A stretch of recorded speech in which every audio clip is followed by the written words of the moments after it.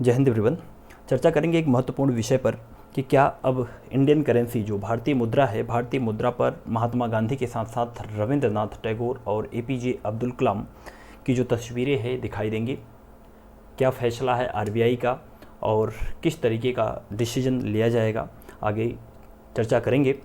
चर्चा करने से पहले आप सभी एस्पायरेंट से क्वेश्चन है कि जो रुपया शब्द है, रुपया शब्द भारत में प्रचलन में कब आया, या फिर महात्मा गांधी का जो इमेज आप इस नोट पर हमेशा देखने को मिलता है आपको, महात्मा गांधी का जो इमेज है इसे पहली बार कब छापा गया था, और इससे पहले अगर बात करें महात्मा गांधी से पहले क्या किसी का इमेज नोट पर हुआ करता था या नहीं, तो इसका जवाब आपको कमेंट बॉक्स में कमेंट करके ज़रूर बताना है। तो चलिए सेशन को शुरू करते हैं। कल की न्यूज़ यानी अखबारों में एक न्यूज़ निकल कर आया, तब से ये न्यूज़ काफ़ी सुर्खियों में बना हुआ है और कुछ अखबारों की कटिंग आपके सामने स्क्रीन पर दिखाई दे रही है, जिनमें ये कहा गया कि भारतीय मुद्रा पर महात्मा गांधी के साथ साथ रविंद्रनाथ टैगोर और इसके साथ साथ एपीजे अब्दुल कलाम की जो तस्वीरें हैं वो जल्द ही नोट पर दिखाई देंगी। अलग अलग ये अखबारों की कटिंग है जिसको आप देख सकते हैं और पढ़ सकते हैं। तो आपको जानकारी के लिए बता दें कि अभी जो आप जितने भी भारतीय मुद्रा है, जो भी करेंसी है, अभी तक महात्मा गांधी का इमेज आपको दिखाई दे रहा था, लेकिन अब महात्मा गांधी के साथ साथ दो नए चेहरे आपको देखने को मिलेंगे, जिनमें एक नया नाम है रविंद्रनाथ टैगोर और एपीजे अब्दुल कलाम का। आप सभी जानते हैं एपीजे अब्दुल कलाम के बारे में कि भारत के ये 11वें राष्ट्रपति थे, 11th प्रेसिडेंट थे भारत के, और इन्हें भारत में मिसाइल मैन के नाम से भी जाना जाता है। इसके साथ साथ रविंद्रनाथ टैगोर के बारे में भी कुछ न कुछ आप जानते ही होंगे कि इन्हें साहित्य के क्षेत्र में नोबेल पुरस्कार से सम्मानित किया जा चुका है, नोबेल प्राइज दिया गया है साहित्य के क्षेत्र में, और इन्हें बंगाल में लोग ईश्वर की तरह मानते हैं, ईश्वर की तरह इनकी पूजा करते हैं, बल्कि पूरे भारतवर्ष में कह सकते हैं कि इनकी काफ़ी पॉपुलैरिटी है, लोग मानने वाले हैं। तो अब ये दो नए चेहरे आपके नोट पर आने वाले हैं, जल्द ही महात्मा गांधी के साथ दो नए इमेज आपको दिखाई देंगे। इसके साथ साथ आपके मन में एक क्वेश्चन उठ रहा होगा कि सर क्या भारत ऐसा करने वाला पहला देश है, या फिर और कई सारे देश हैं जो ऐसा करते हैं या कर चुके हैं। तो आपको बता दें कि ये कोई नई बात नहीं है, ये ऐसा करने वाला भारत के साथ साथ बहुत सारे ऐसे अलग अलग देश हैं। जैसे कि अगर हम बात करें जापान या फिर अमेरिका की, तो अमेरिका की जो करेंसी है, वहाँ की करेंसी है, अमेरिका की करेंसी है डॉलर। ठीक है, आप सभी को पता होगा कि वहाँ की जो करेंसी है, मुद्रा है डॉलर। और वहाँ के डॉलर की बात करें तो वहाँ पे डॉलर पे विभिन्न प्रकार की जो इमेजेस, जो आपको फ़ोटो दिखाई देते हैं, जैसे कि जॉर्ज वाशिंगटन और बेंजामिन फ्रैंकलिन, और बहुत सारे इमेजेस दिखाई देते हैं, जैसे कि एंड्रयू जंक्शन के साथ साथ अब्राहम लिंकन की भी तस्वीरें दिखाई देती हैं। तो बहुत सारे ऐसे कंट्री हैं, भारत ऐसा करने वाला इकलौता देश नहीं है। तो अब जो इमेजेस आपको दिखाई देंगे, ये दो और नए व्यक्तियों के इमेजेस आपको दिखाई दे सकते हैं। क्या कुछ खबर है, क्या कुछ न्यूज़ निकल कर सामने आ रहा है, उसके बारे में और डिटेल में जानने की कोशिश करते हैं। तो कल की अखबार में जो न्यूज़ आया है उसमें वित्त मंत्रालय की तरफ से आरबीआई को एक गाइडलाइन दिया गया है, आरबीआई को निर्देश दिया गया है। और आरबीआई के साथ साथ, आरबीआई का पूरा नाम आप सभी जानते हैं, reserve bank of India, reserve bank of India के साथ साथ ये security printing and minting corporation of India यानी SPMCIL, ये दोनों मिलके ये इसको पूरी प्लानिंग कर रहे हैं। और इन्होंने दो प्रकार के सैंपल को भेजा है प्रोफेसर दिलीप शाहानी के पास। प्रोफेसर दिलीप शाहानी कौन है, अब इनकी चर्चा आगे करेंगे। प्रोफेसर दिलीप शाहानी के पास दो सैंपल को भेजा गया है, 2 sets, and present them the final consideration के लिए प्रोफेसर दिलीप शाहानी के पास दो सैंपल भेजा गया है कि जो इमेज है महात्मा गांधी के साथ रविंद्रनाथ टैगोर होंगे या फिर एपीजे अब्दुल कलाम होंगे, या फिर तीनों का फ़ोटो, तीनों के इमेजेस को किस प्रकार अरेंज किया जाएगा, ये फाइनल अभी न्यूज़ निकल कर नहीं आया है, लेकिन किस प्रकार से आगे होगा ये आगे चर्चा का विषय है। लेकिन इन तीनों इमेजेस को किस प्रकार से सेट किया जाएगा, ये प्रोफेसर दिलीप शाहानी के पास भेजा गया है। प्रोफेसर दिलीप शाहानी के बारे में जानते हैं कि प्रोफेसर दिलीप शाहानी है कौन, आइए ज़रा देखते हैं। प्रोफेसर दिलीप शाहानी की अगर बात करें तो इन्हें 2022 में पद्मश्री अवार्ड से सम्मानित किया गया है और ये साहित्य और शिक्षा के क्षेत्र में इन्हें पद्मश्री से सम्मानित किया गया है, लिटरेचर एंड एजुकेशन के सेक्टर में। और ये प्रोफेसर दिलीप शाहनी आईआईटी दिल्ली के प्रोफेसर हैं और ये एक फाइनेस्ट इलेक्ट्रॉनिक एक्सपर्ट भी हैं, ये भी आपको याद रखना है। फाइनेस्ट इलेक्ट्रॉनिक एक्सपर्ट होने के साथ साथ इन्होंने ईवीएम और वीवीपैट जैसे स्मार्ट टेक्नोलॉजी को डेवलप भी किया है। इसके साथ साथ इलेक्शन कमीशन ऑफ इंडिया की जो टेक्निकल टीम है, टेक्निकल टीम के एक्सपर्ट यानी चेयरमैन भी हैं, ये भी बातें आपको याद रखनी है। तो इनके लिए फाइनल कंसिडरेशन के लिए ओवरव्यू या भेजा गया है प्रपोजल। अब आगे किस तरीके से इसको डिजाइन किया जाएगा वो चर्चा का विषय है। इससे पहले अगर हम बात करें कि क्या आज़ादी के पहले जो अभी आप रिसेंट में जो भी आप नोट देखते हैं, 10 रुपये, 20 रुपये, 50 रुपये, जो भी आप नोट देखते हैं उसमें इमेज आपको गांधी जी का दिखाई देता है। लेकिन एक क्वेश्चन यहाँ से बड़ा ये बनता है, क्या भारत जब से आज़ाद हुआ है तब से महात्मा गांधी की ही तस्वीरें छपती चली आ रही है? पहला क्वेश्चन ये है।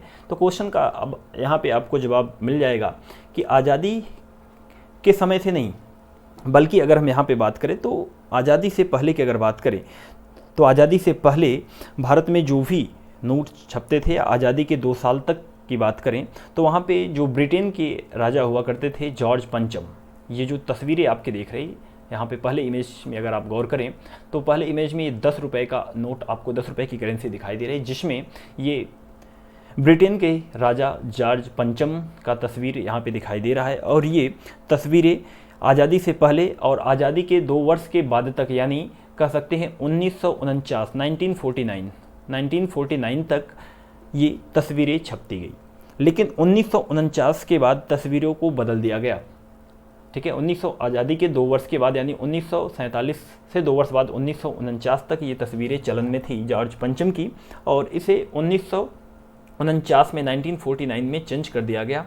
और आज़ादी के बाद से जो भी आप करेंसी देख रहे थे उस पे अशोक स्तंभ का चित्र बना होता था।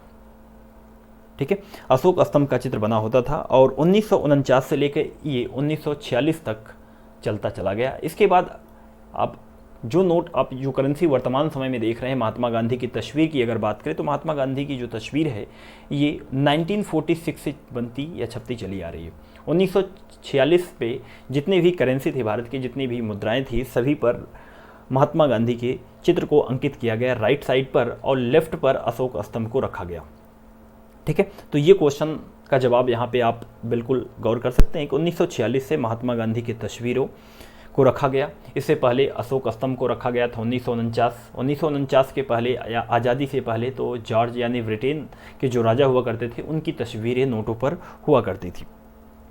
कुछ और फैक्ट यहाँ से आपको जानने की ज़रूरत है जो आपके एग्ज़ाम के पॉइंट ऑफ व्यू से इम्पॉर्टेंट है और क्वेश्चन यहाँ से पूछे गए हैं।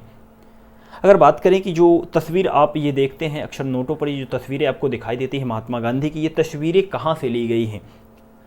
तो ये तस्वीरें आपको बता दें कि इम्पॉर्टेंट फैक्ट कि ये तस्वीरें आपके कलकत्ता के वायसराय हाउस से है। कलकत्ता के वायसराय हाउस में ये फ़ोटो खींची गई, जो तस्वीरें आप दिखाई दे रहे हैं फ्रंट ऊपर पर टॉप पे, ये तस्वीरें कलकत्ता के वायसराय हाउस में खींची गई थी। और 1946 के समय, जिस समय भारत में कैबिनेट मिशन आने वाला था, और उसी समय ये कैबिनेट मिशन आने से पहले 1946 में महात्मा गांधी उस समय मिलने गए थे लॉर्ड पेंथिक लॉरेंस से मिलने गए थे। और उस समय की ये तस्वीर है। लॉर्ड पेंथिक लॉरेंस से मिलने गए थे कलकत्ता, और लॉर्ड पेंथिक लॉरेंस उस समय ब्रिटिश के सेक्रेटरी हुआ करते थे, जिनका तस्वीर आप यहाँ पे लेफ्ट साइड में देख सकते हैं। लॉर्ड पेंथिक लॉरेंस के साथ ये तस्वीर दिखाई दे रही है, और ये जो इमेज है ये इमेज आपको वहीं से लिया गया है और वहीं से ये इमेज को छापा गया है जितनी भी करेंसी है। ये फैक्ट इंपॉर्टेंट फैक्ट था। और इसके साथ साथ एक क्वेश्चन हैं जो कि आपके एग्ज़ाम में पूछे जाते हैं और कई बार पूछा भी गया है। जैसे अगर हम बात करें आरबीआई की, रिजर्व बैंक ऑफ इंडिया की, तो रिजर्व बैंक ऑफ इंडिया जितनी भी नोटें छापती है, जितनी भी नोटें छपती हैं 1 रुपये के नोट को छोड़कर, ठीक है, 1 रुपये का नोट ये आरबीआई के अंडर में नहीं, यानी RBI reserve bank of India इसे नहीं छापता। अब 1 रुपये से ऊपर अगर आप बढ़ें तो 2 रुपये से लेकर 2000 की जो करेंसी है, ये करेंसी RBI प्रिंट करता है या RBI के द्वारा छापा जाता है। ठीक है, और इन दोनों में अंतर क्या है, तो ये भी आपके क्वेश्चन में पूछा गया है एक बार कि 1 रुपये का यानी 1 रुपये का नोट ये कौन छापता है या किस विभाग, किस मंत्रालय के अंतर्गत आता है। तो ये 1 रुपये का नोट आपको बता दें कि इंडियन गवर्नमेंट यानी भारत सरकार के अंडर में आता है और इसे वित्त मंत्रालय फाइनेंस मिनिस्ट्री के अंतर्गत आता है, वित्त मंत्रालय के अंतर्गत आता है। और इस पे जो सिग्नेचर होता है 1 रुपये के नोट पर, सिग्नेचर या हस्ताक्षर वित्त सचिव का होता है। किसका, तो ये भी आपको याद रखना है कि वित्त सचिव का हस्ताक्षर होता है। और उससे ऊपर की जितनी भी करेंसी होती है, जितनी भी मुद्राएं होती हैं, उस पर RBI के गवर्नर का हस्ताक्षर होता है। ठीक है, तो ये भी आपको याद रखना है कि RBI के गवर्नर का हस्ताक्षर उस पर होता है। ये अंतर है भारत सरकार के द्वारा छापे गए नोटों पर और RBI के द्वारा छापे गए नोटों पे थोड़ा सा अंतर है, जो कि आपके एग्ज़ाम के पॉइंट ऑफ व्यू से बस इंपॉर्टेंट है। एक क्वेश्चन यहाँ के से आपके एग्ज़ाम में पूछा भी गया है। इसके साथ साथ कुछ क्वेश्चन और भी आपके पूछे गए हैं, जैसे कि प्रिंटिंग प्रेस से संबंधित। तो ये भी आपको जानना जरूरी है कि ये जो मैप आपको दिखाई दे रहा है किस जगह, ठीक है, प्रिंटिंग प्रेस है, कहाँ पे नोटों की छपाई होती है और कॉइन मिंट्स कौन कौन से हैं, यानी सिक्कों का उत्पादन कहाँ पे किया जाता है और नोटों का। तो ये आपके कुल 8 प्रिंटिंग प्रेस कह सकते हैं। 8 में 4 आपके प्रिंटिंग प्रेस हैं और 4 आपके कॉइन मिंट्स हैं। अब ये 4 प्रिंटिंग प्रेस कौन कौन से हैं या कहाँ कहाँ पे हैं, तो पहला है आपका साल्बोनी, ठीक है, साल्बोनी, और दूसरा है आपका देवास, तीसरा है आपका नासिक और चौथा है मैसूर। ठीक है, तो 4 आपके क्या हैं, 4 प्रिंटिंग प्रेस हैं और 4 आपके कॉइन मिंट हैं। कॉइन मिंट्स यानी जहाँ पे सिक्कों की छपाई होती है, सिक्के उत्पादित किए जाते हैं। और ये 4 पॉइंट कौन कौन से हैं, तो हैदराबाद है, मुंबई है, नोएडा है और कोलकाता। तो 4 ये स्थान है जहाँ पे कॉइन मिंट्स बनाए जाते हैं, कॉइन्स बनते हैं। ठीक है, तो ये क्वेश्चन आपके एग्जाम में यहाँ से पूछा गया था, तो ये भी आप फैक्ट याद रख सकते हैं।